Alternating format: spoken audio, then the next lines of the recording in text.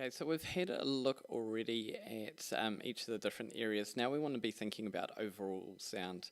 Our vocals in particular, I'm going to be looking to give a little bit of treatment in terms of either some reverb or some delay effect. But let's just have a listen, going back to the beginning of the song, how these changes that we've made sit together.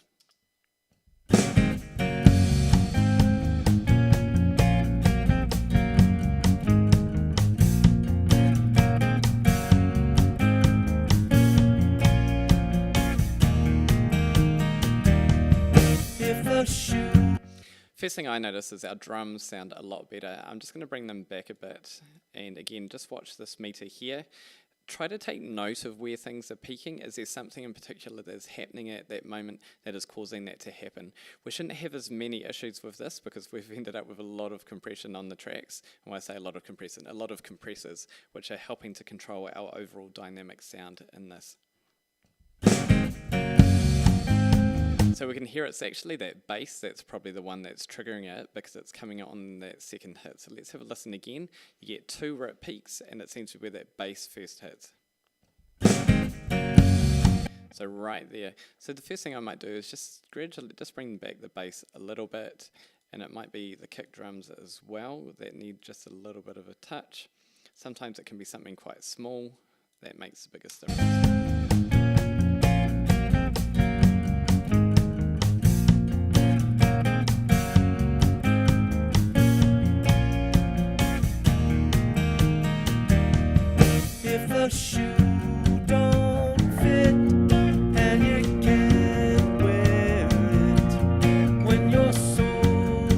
Okay, so our vocals are sounding quite dry. We don't have any effects on them. In fact, I've actually taken the compressor off at some point without realizing. So put that back on. The other thing I noticed is when this came in, it sort of seemed to detract from the vocal.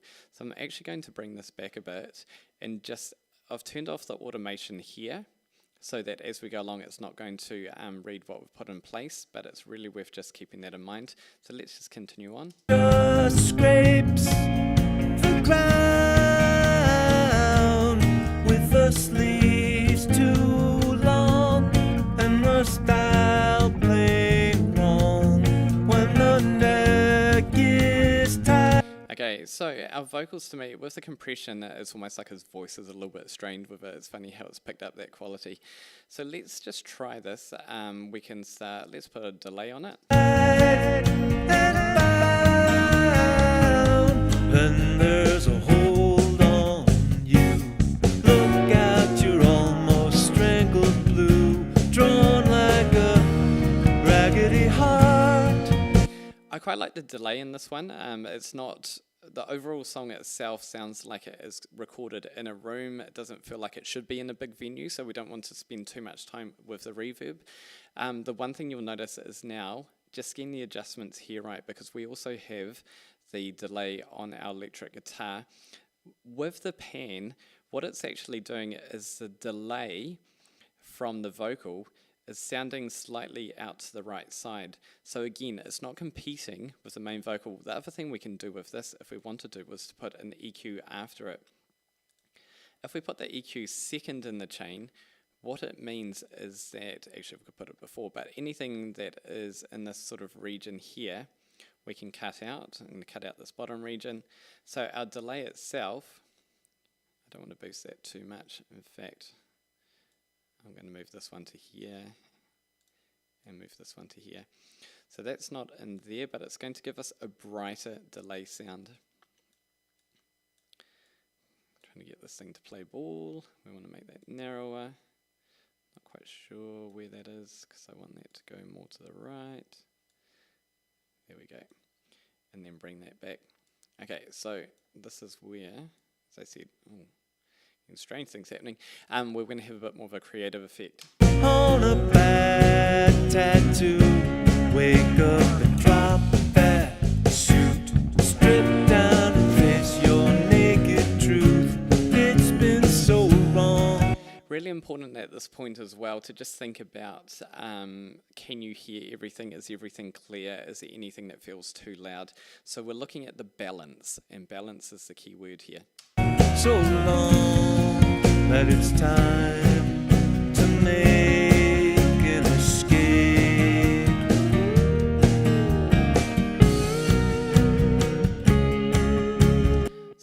great point here to just have some automation. So I'm going to come back to,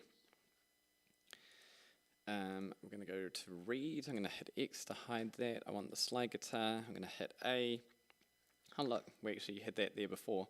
So what we're going to do is just make sure, at the moment we've got it set at negative 4.9 dBs. If I hit play now, you'll see it's gone straight back to, so we actually have to be wary that that was actually down here. Now your first one needs to be changed as well, otherwise you're going to get a very slow reduction in volume. So 4.8 should be fine. And then we want to bring it up. Now that actually means that changes quite a bit bigger. Let's have a listen. Strip down and face your naked truth. It's been so long, so long. So that's really standing out now. I'm not quite sure that's the point that I want it to be at, so I'm just going to come along and put another one. Oh, just double click on the point to make it disappear.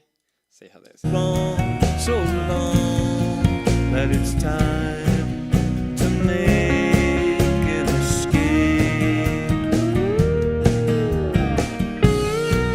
So here is the point where I really want the automation to take place. I'm just going to move that along to there. Just going to bring it up slightly before, so we get one with a fade in. A fade in, that's actually the opposite. We get an increase, a crescendo, I guess would be the right thing to say, in the volume level.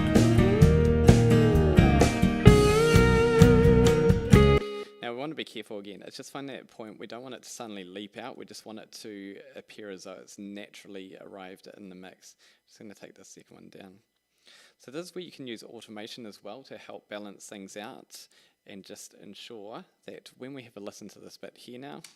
So long that it's time to make an escape.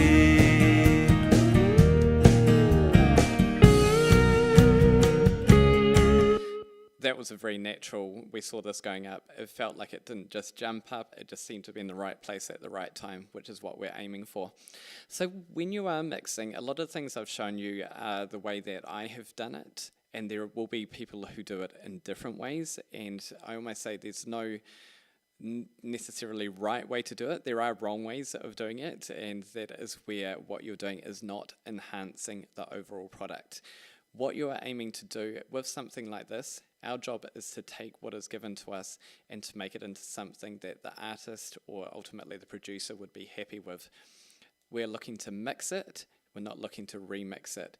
Any creative decisions need to make sure that they feature and they actually do something that is positive to the overall mix. So I'm going to play from the beginning to the end. What you would also want to do is there's more adjustments that you can do with this. You start getting down to the fine adjustments. But I'd be really keen to just see what you think of it in terms of the mix. Compare it to your own one, how it sounds from the beginning in terms of can you hear everything? Does everything sound good?